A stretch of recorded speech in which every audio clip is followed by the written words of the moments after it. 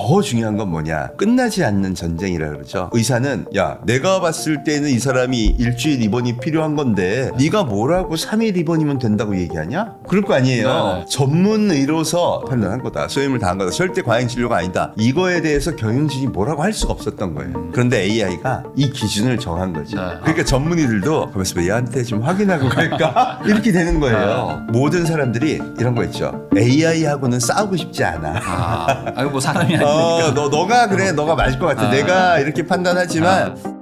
안녕하세요. 부익남TV의 부익남입니다. 오늘은 이제 4차 산업혁명의 이제 최고 권위자이시죠. 이제 최재붕 성균관대 부총장님 모시고 요즘 또 화두가 되고 있는 AI 로봇부터 이제 기술의 발전이 우리한테 어떤 영향을 미칠지 한번 이야기해 보도록 하겠습니다. 교수님 안녕하세요. 네, 안녕하세요. 반갑습니다. 네. 이렇게 불러주셔서 감사합니다. 또 이렇게 머니트렌드 또 이제 2년 연속으로 또 이렇게 같이 공저자로 또 참여해 주셔가지고 감사드립니다. 이렇게 또 저를 한 저자로서 참여시켜 주셔서 너무 감사드립니다. 아니 그 사실 AI라는 게 이제 작년에도 저희가 한번 다루고 했긴 했지만 1년 사이에 뭐 개발이 더 많이 엄청나게 또 빨리 좀 이렇게 급등했다고 해야 될까? 그래가지고 최근에 저도 그 이제 음성 인식하는 거 이제 실시간으로 대화하는 거 보니까 야, 이제는 뭐 회화 선생님이 필요 없다. 뭐 영어, 뭐 중국어 다 그냥 즉시 반응을 하더라고요. 맞습니다. 요즘에 어떤 그 AI의 기술이 어디까지 왔다고 봐야 됩니까? 사실 너무나 빠르게 발전하고 있는데요. 저는 이게 축적된 자본의 힘이다 이렇게 생각을 합니다. 오픈 AI만 해도 GPT-4o를 지금 말씀하신 거죠. 옴니라는 거의 약자라고 하는데 5월 달에 발표했어요. 감정을 섞어서 얘기를 하고 또 카메라로 시야를 확보해서 그걸 바탕으로 서로 대화를 하는 그러니까 어마어마한 실력을 이제 겸비한 거죠. 그리고 이제 대화의 주고받는 속도가 중요하거든요. 사람 같으려면. 옛날에 천천히 했는데 요걸 320ms 이내에 구현했다 이렇게 발표를 했어요. 그게 뭐냐? 일반적인 대화에서의 텀이라고 합니다. 거기다가 카메라가 인식을 해서 환경에 대해서 얘기를 해줘요. 제가 본 데모가 저건 정말 미쳤다 그랬던 게 시각장애인이 데리고 나가요. 그리고 야, 지금 여기 풍경은 어때? 뭐 이런 얘기를 해주고 끝나고 나 피곤하니까 택시 불러줘. 그럼 택시를 불러서 타고 가더라고요. 야, 저 정도면 완전히 친구다. 그런 생각을 했는데 9월 달이 되니까 이번에는 GPT-5.1이라는 게 나옵니다. GPT-5.1은 추론의 방식을 바꾸어서 사람처럼 생각하게 만드는. 그래서 IQ 테스트를 했더니 120이더라. 이러면 사람들보다 더 높은데. 훨씬 낫고요. 뭐 시험도 되게 잘 보고 특화를 어디다 했느냐? 수학 풀이하고 코딩에 집중을 했다고 합니다. 그러니까 이게 추론의 방식을 바꿔서 계속 진화시킨다. 뭐 소라라고 동영상 편집하는 거 나왔었죠. 그 다음에 조금 전에 얘기한 GPT-4o가 나오더니 이제 5원이 나오면서 좀 더 똑똑하고 진화됐고 어떤 특정한 영역에서 더 잘할 수 있는 걸 만들어낸다. 이 정도 속도면 과거에는 경험하지 못했던 정말 어마어마한 게 터지고 있는 게 아닌가 싶습니다. 한 1년 전만 해도 뭐 약간 뭐 대학교 뭐 이제 그 1학년 정도의 어떤 수준 된다 만다 뭐 이러면서 이제 사람을 많이 따라하는 약간 느낌이었다면 최근에는 뭐 이제 아예 그냥 인간의 웬만한 어떤 뭐 전문가 수준을 또 넘어가는 특정 분야들도 뭐 나타나고 그런다고 하더라고요. 맞습니다. 그래서 이제는 대학원 수준을 넘어갔다. GPT-5.1이 그 정도 수준이 됐다고 얘기를 하죠. 그러면은 이게 지금 1년 단위로도 이렇게 엄청난 발전을 이루면 앞으로 한 2, 3년만 지나면 이제 더 이상 인간이 이제 따라갈 수 없는 수준의 어떤 그런 지식 수준까지 가는 걸까? 아니면 이제 한계가 온 건가요? 어떤 건가요? 사실은 학습에 기반하는 거고 또 추론의 방식도 이제 인간을 벤치마킹해서 하는 거니까 똑똑한 인간이 굉장히 많은 양의 지식을 공부해서 뭔가 그걸 바탕으로 나한테 조언도 해주고 정말 훌륭한 엄청난 역량을 가진 비서가 탄생하는 거다 이렇게 볼 수 있겠죠. 그러니까 이제 정말 똑똑한 약간 진짜 기억력도 어마어마한 이해도도 높은 비서가 그냥 내 옆에 하루 종일 붙어있다. 맞습니다. 그러면 이제 인간의 삶에 되게 많은 영향을 줄 것 같기도 한데 그러다 보니까 지금 뭐 빅테크 기업들이 다들 이제 여기에 뭐 매달리고 있지 않습니까? 맞습니다. 뭐 메타, 뭐 구글 할 것 없이 뭐 다들 여기 하고 있는데 결국에 이 AI도 한 곳이 이제 독점하게 되는 구조인 거 아닌가요? 그럴 가능성이 높은데 한 곳이라고 보기보다는 빅테크가 지금 하고 있는 것처럼 약간 분야별로 강점을 가진 데들이 그거를 쉐어해서 소위 AI 문명으로 바꿔나갈 가능성이 매우 크다. 사실 저는 이걸 역사의 반복으로 보는데요. 1995년부터 2000년까지 쭉 그 인터넷이 난리가 났었죠. 그렇죠. 그래서 우리 그걸 닷컴 버블이라고 하잖아요. 그런데 투자한 사람 입장에서 보면 그때 버블이 꺼졌기 때문에 버블로 기억을 하는 거거든요. 무려 뭐 80% 이상의 자산이 그때 날라갔죠. 근데 그때 그 날라갔던 대표 기업이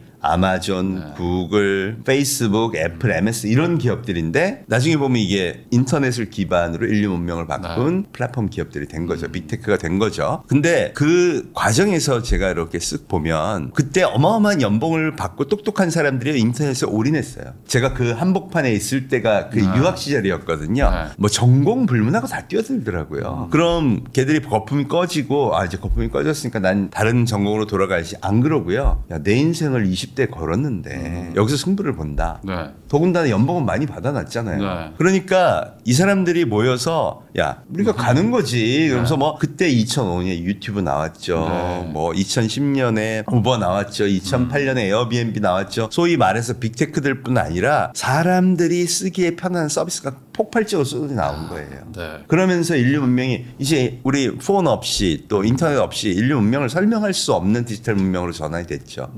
제가 얘기한 4차 산업혁명도 바로 그런 맥락 속에 있는 거거든요. 근데 그걸 누가 했냐? 그때 축적된 자본이 한 거예요. 그 축적된 자본이 뭘 모았냐? 세상에 똑똑한 인재들을 다 모았고요. 그 똑똑한 인재들이 결국 인터넷 기반의 모든 비즈니스에 들어가서 혁신을 일으켰죠. 생각해보면 전통 기업도 충분히 기회가 있었는데 왜 혁신을 못했을까요? 그러게요. 뭔가 기존의 어떤 뭐 틀에 너무 갇혀있는 뭐 그런 게 어쩔 수 없는 건가요? 맞습니다. 그런 예를 들어 세계관이 야, 옛날부터 하던 게 잘 된 거야. 닷컴 버블 꺼지는 거 봐. 이러고 있었던 거고 그리고 혁신을 이끌 인재가 그러니까 유입이 안 되는 거죠.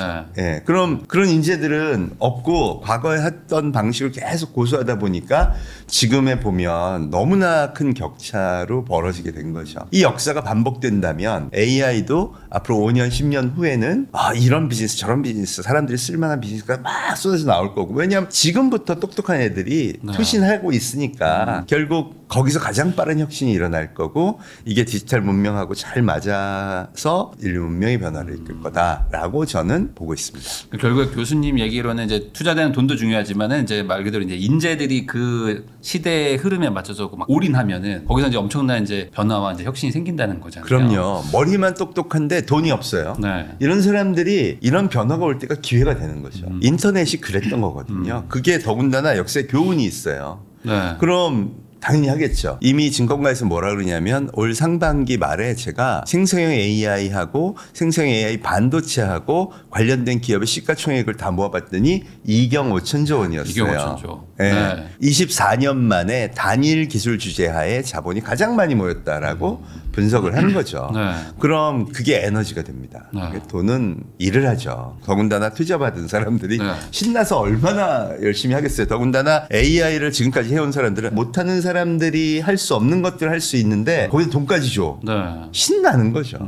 그럼 그 격차를 만드는 거에 어마어마한 에너지가 다 모였다고 볼 수 있다는 겁니다. 그러면 이제 이걸 또 반대로 얘기하시는 분들도 있는데 워낙 돈도 많이 몰리고 또 이제 뭐 인재들도 많다 보니까 당연히 뭐 유지비 투입되는 뭐 돈은 엄청나게 많이 들어가는데 현실적으로 이제 버는 비즈니스 모델이 뭐가 있냐. 다 지금 돈 막 몇십 조, 뭐 몇백 조씩 깨먹고 있는 거 아니냐. 그렇기 때문에 AI가 또 이제 좀 투자금 해서 안 된다. 이런 얘기 하시는 분들도 있는데 이건 어떻게 봐야 될까요? 닷컴 버블 때 똑같은 얘기가 있었습니다.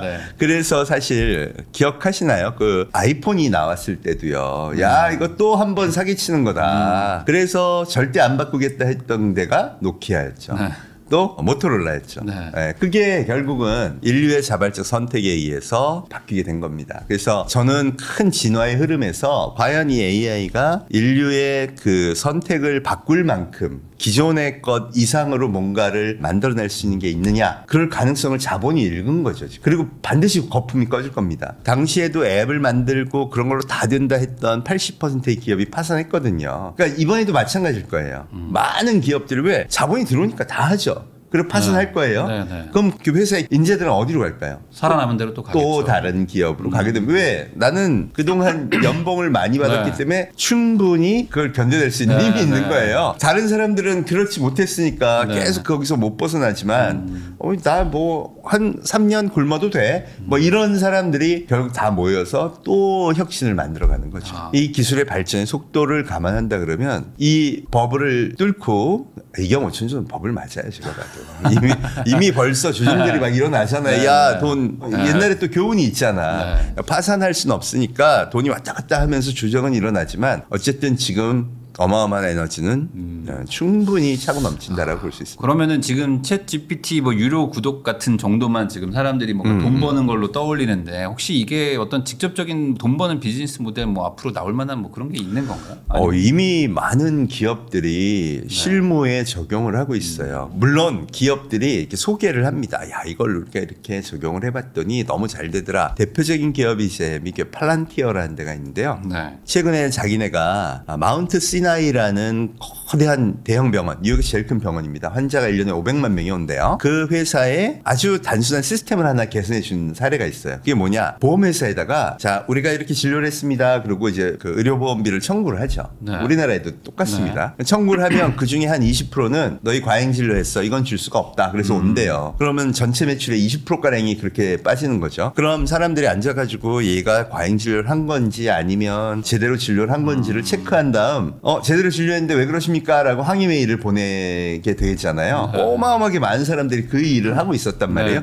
그걸 AI로 교체한 거예요. 딱 분석을 하고 실제 기준들을 만든 겁니다. 이거는 이런 병상에 있을 때 진료 기준은 뭔데 우리가 그거에 맞춰서 했습니다. 그렇게 지가 이메일을 써요. LLM을 써서. 그럼 그걸 보내줘요. 이렇게 하고 났더니 인력이 준 것뿐 아니라 진짜 어마어마하게 빠른 프로세스를 통해서 CFO 입장에서 봐서는 너무나 좋은 건전성이 형성이 된 거예요. 더 중요한 건 뭐냐. 이게요. 끝나지 않는 전쟁이라 그러죠. 의사는 야, 내가 봤을 때는 이 사람이 일주일 입원이 필요한 건데 네가 뭐라고 3일 입원이면 된다고 얘기하냐? 그럴 거 아니에요. 이게 전문 의로서 나는 판단한 거다. 판단한 거다. 소임을 다한 거다. 절대 과잉 진료가 아니다. 이거에 대해서 경영진이 뭐라고 할 수가 없었던 거예요. 그런데 AI가 이 기준을 정한 거죠. 그러니까 맞다. 그러니까 전문의들도 가만있어 봐. 얘한테 좀 확인하고 갈까? 이렇게 되는 거예요. 그러면 전체 병원의 경영 전략하는 입장에서 보면요. 내가 기준으로 정한 것들이 이제는 의사들이 즉각적으로 반영하게 되는 거죠. 그러면서 뭐라 그러냐면 더 훌륭한 효과는 뭐냐면 CEO가 오고 나서 경영 전략을 정하면서 AI하고 이 기준을 맞추기 시작하면 모든 사람들이 이런 거 있죠. AI하고는 싸우고 싶지 않아. 아이고 뭐 사람이 아니니까. 너가 그래. 너가 맞을 것 같아. 내가 이렇게 판단하지만 나도 괜히 귀찮게 나중에 뭐 그런 것도 있고. 이런 것들을 만들고 싶지 않아. 그럼 AI가 판단하고 그게 제시하는 기준대로 나도 좀 따라가 볼게. 이런 경향이 강해지더라는 거죠. 그러면 결국에 지금 인간이 하는 뭐 상대적으로 비효율적인 일들을 최대한 없애버리면 면서 이제 원가를 낮추는 그런 식으로 지금 가는 거군요. 맞습니다. 매출을 올린다기보다는. 맞습니다. 그러면 업무 효율, 인건비 절감 이런 것들이 어마어마하게 좋아질 뿐 아니라 경영에 AI가 전반적으로 활용된다라는 측면에서 본다 그러면 다른 부서들도 우리도 뭔가 해볼 게 있지 않을까? 사실 어떻게 보면 병원 경영에 있어서 굉장히 중요한 거죠. 매출의 20%가 왔다 갔다 하는 건데 그걸 효율적으로 절감하고 궁극적으로는 그런 과잉 진료 부분을 줄일 수 있다는 거니까 경영 효율화에 큰 도움이 된다고 볼 수 있는 거죠. 그럼 혹시 이렇게 생각하는 건 어떨까요? 이제 결국 아까 말씀하신 것처럼 이제 80%는 이제 망한다고 하셨지만, 그 결국에 금광을 캐러 가서 금이 안 나오면 이 사람들은 망하지만 옆에서 청바지 팔던 회사는 돈을 많이 버는 것처럼 결국에 이 판의 승자는 AI를 개발할 때 무조건 필수적으로 필요한 뭐 그런 뭐 반도체 칩이라든지 이쪽은 확실하게 살아남는 거 아니냐 이렇게 판단할 수도 있는 건가요? 맞습니다. 엔비디아가 사실 지금 제일 돈을 잘 벌고 있죠. 이 GPU라는 시스템을 쓰지 않으면 대규모 뭐 서버를 구축하기가 어렵거든요. 그러니까 결국은 GPU가 반드시 필요한 거고 그러면 독점해야 되는데 엔비디아가 소버린 AI 이런 전략을 선택을 합니다. 이게 무슨 얘기냐면 너네 회사에 있는 중요한 데이터를 학습하는데 그거를 오픈 AI한테 줄 수는 없지 않냐.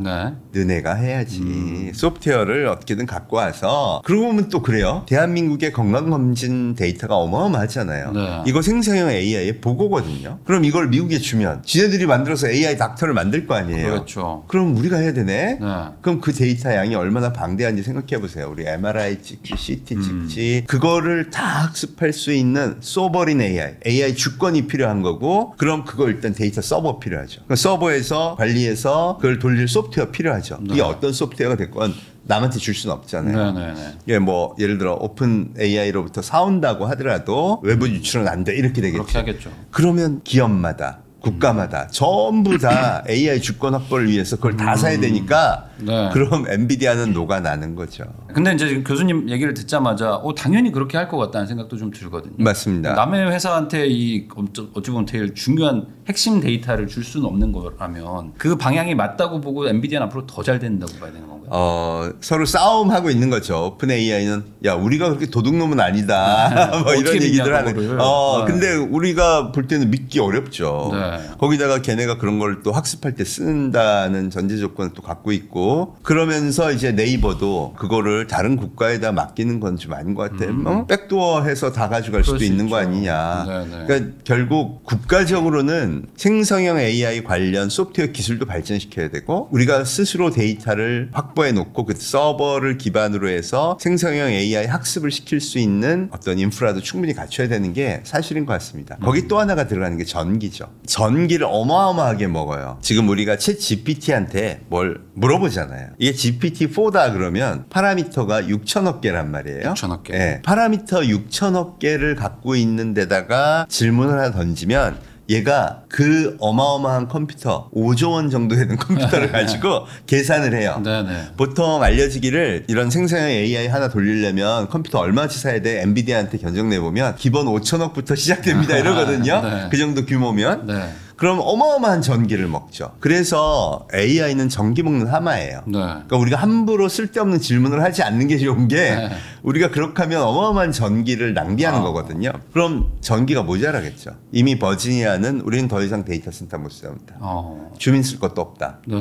발전 설비를 확충하지 않는 한 그거 안 된다. 이렇게 얘기를 하고 있고 그러다 보니까 발전 회사 그래서 나온 게 이제 스몰 모듈러 리액터가 나온 거고 그다음 또 하나가 변전소 네.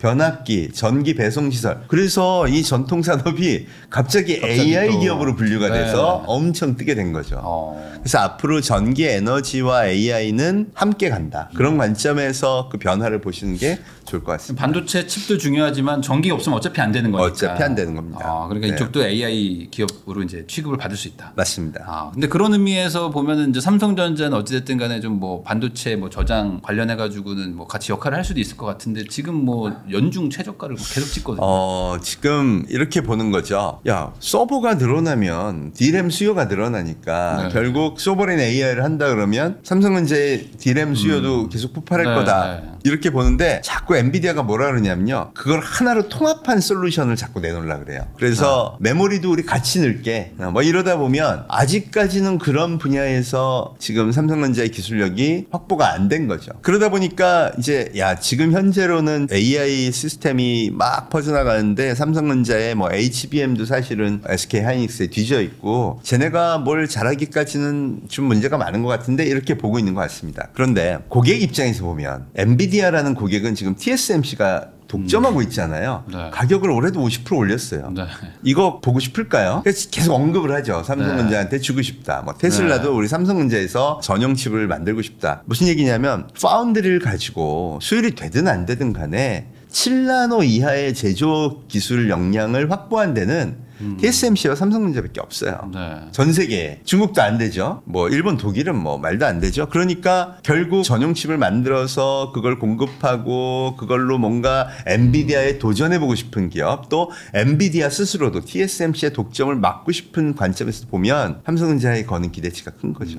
이래나 저래나 좀 잘 좀 해봐라. 그렇죠. 너가 좀 잘해야지 안 그러면 그래, 힘들다 우리. 맞습니다. 이런 느낌으로. 맞습니다. 그럼 결국에 이게 그 내부의 어떤 뭐 그런 뭐 경쟁력 이런 걸 좀 잘 살리면 다시 한번 또 이렇게 그렇죠. 이 판에서 좀 이렇게 할 수 주목을 있다는 받을 수 겁니다. 있는. 그런데 아직까지는 그거에 대한 진짜 가능성을 검증을 못 받아서 약세를 보이고 있는 거고 그게 검증이 돼서 뭐 몇몇 기업에서 오더를 냈다. 네. 앞으로 AI 칩 관련해서 너희들이 좀 해봐라. 그리고 오더를 냈다 그러면 그럼 이제 상승 효과를 만날 수 있게 되겠죠. 그러면 현재 한국 기업들 중에서 좀 AI 수혜주라고 할 수 있는 거를 뭐 굳이 꼽는다면은 삼성전자보다는 우선 하이닉스 그리고 아까 그렇겠네요. 말씀하신 이제 전기 뭐 관련된 전기 관련 기업, 뭐 이런 원전, 것들. 두산 에너빌리티, 네. 원전을 설계하고 제조하는 역량이 세계에서는 탑이니까 그걸 중국이나 러시아에 줄 거 아니면 미국 입장에서는 당연히 그냥 그런 걸로 오히려 참 약간 좀 한 칸 좀 옆으로 좀 생각을 좀 확대를 좀 해봐야 되는 거네요. 단순히 이제 개발 이렇게 보기 맞습니다. 좀 그렇네요. 그러면 이제 반대로 직접적인 AI를 개발하는 뭐 네이버나 이런 쪽은 이게 금액의 어떤 뭐 투자금의 차이가 뭐 워낙 크기도 하고 이제 쩐의 전쟁에서 밀리는 거 아닙니까? 그렇다고 볼 수도 있는데요. 근데 네. 어쨌든 이 소버린 AI라는 관점에서 보면 앞으로도 가능성이 있죠. 지금은 사실 AI로 뭘 할 수 있는데라고 얘기를 하니까 사실 소버린 AI까지 갈 이유가 없는 거죠. 뭐 그냥 기업에서 일반적으로 메일 써주고 지금 약간 뭐 고객센터에서 상담원 대체하고 맞죠. 약간 뭐 그 정도. 네. 그 정도라 그러면은 글로벌한 빅테크가 만든 거 쓰는 게 맞죠. 네. 네, 그러면서 한국형이라는 게 뭐가 좋아? 그러는데 예를 들어 제가 조금 전에 언급했던 대한민국 국민의 건강검진 데이터를 바탕으로 생성형 AI를 적용해서 AI 닥터를 만든다. 네. 이건 넘겨줄 수 없죠. 그렇다 그러면 그거를 여기서 시작해야 되는 거죠. 근데 아직 국가에서 그런 예산도 없고 네. 그런 것을 검증하기에는 시간이 좀 걸리고 하니까 쉽지 않은 얘기지만 앞으로 예를 들어 행정 서비스도 그래요. 우리나라의 그렇죠. 모든 행정 데이터를 다 학습해서 그걸 잘 제공해 주는 게 생긴다. 또 복지 서비스도 그래요. 그런 거 많잖아요. 아니 저 사람은 진짜 부자인데 네. 밝혀내야죠. 밝혀내야죠. 네. 기초 BMW 타는데 임대 아파트 맞아. 뭐 그런 것들을 할 때 이 학습하면 금방 하겠네요. 톡톡톡톡 튀어나오거든요. 네. 또 탈세자도 톡톡톡톡 튀어나오고 그러면 그런 걸 학습할 때 누구한테 주겠어요? 결국. 그거를 외국에 주긴 참 어려운 거죠. 맞습니다. 그래서 그런 서비스들을 개발하는 데 있어서 좀 네이버가 가능성이 있지 않을까. 네이버가 그래도요 2005년에 하이퍼클로바라고 세계에서 세 번째로 생성형 AI 독자 모델을 발표한 기업이에요. 그럼 벌써 19년 차죠. 그래서 관련된 서비스 사실 소소한 것들은 많이 해놨죠. 네이버 스마트 스토어에 샵을 올릴 때 마케팅 문구들 요즘에 핫한 사람들이 좋아하기 아니 생각해보세요. 내가 저쪽 갯벌에서 이번에 그 전복을 뭐 캐거나 양식을 했어. 그 여부들이 네이버 스토어 마켓에 팔아야 되는데 젊은 친구들이 좋아하게 짱짱짱 신선한 무슨 전복이 뭐 이렇게 등장 뭐 이런 문구를 만들기가 쉽지 않죠. 근데 다 써줘요. 뭐 10대 용어로 써주세요. 뭐 최근에 유행하는 용어로 써주 다 할 수 있거든요. 그러니까 그런 것들을 바탕으로 실력을 차곡차곡 지금 쌓아놨으니까 한글로 하는 뭐 또 국내 시장 소버린 AI가 필요한 영역에서는 우리가 그래도 잘할 수 있다 이렇게 보고 있고 심지어 반도체도 하죠. 네. 이제 우리가 그걸 해온 입장에서 보면 이러한 새로운 미래 반도체가 있으면 이건 생성형 AI 학습하기 좋다. 이런 역량도 지금은 갖추고 준비하고 있어요. 그런 관점에서 보면 사실은 이게 좀 키워야 될 부분도 저는 있다고 개인적으로 좀 생각합니다. 약간 전략적으로 해놔야 되지 않을까라는 생각도 좀 드네요. 맞습니다. 이게 왜냐하면 러시아 우크라이나 전쟁도 봤지만 또 AI가 국방력하고도 굉장히 깊은 관계가 있어요. 그러니까 결국은 독자적인 진짜 소버린 AI를 좀 해둬야 되는 게 우리가 필요한 국가적 전략이 아닌가라는 생각이 듭니다. 하긴 요즘에 뭐 드론이나 이런 것들 가지고 전쟁도 많이 하는데 그 인공지능을 어쨌든 뭐 미국 일개 회사가 맡아서 할 수는 없는 거 아닙니까? 맞습니다. 그런 거를 생각하면 우리 독자적인 걸 좀 해야 되는데 그렇죠, 아직은 그렇죠. 좀 이제 갈 길이 좀 멀긴 하다. 맞습니다.